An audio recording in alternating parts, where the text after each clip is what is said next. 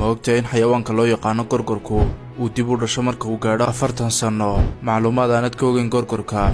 shimbirka loo yaqaano gorgorku waxa uu noolaadaa 70 sannadood. muddadaasuu nool yahayna hal mar ayaa jirta oo uu dib u dhasho, waana marka uu gaadho 40 sanno. haddaba maxaa dhaca markuu 40 jir noqdo? marka uu 40 jir noqdo, gorgorka waxa qalloocda afkiisa, baalashiisuna way cuslaadaan, miciyihiisuna way hawlgabaan. inta uu sidaa yahayna awood uma yeesho inuu wax ugaarsado.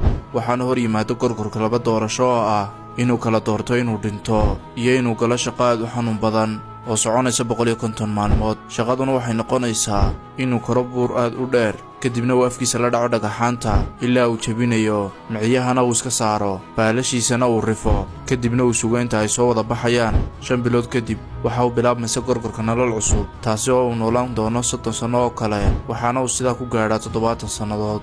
haddii aad daawada u baahan tahay inaad iibiso akoon TikTok ah ama aad iibsato, waxaanu ku qabanaynaa adeegaas. haddaba si aanu kugu qabanno, ku soo biir channelkeena Telegram-ka ee profile-ka saaran, ama ku qor magaceena Hormuud Media. inta aanad akoon dalbaninna akhriso message-ka biinku saaran yahay.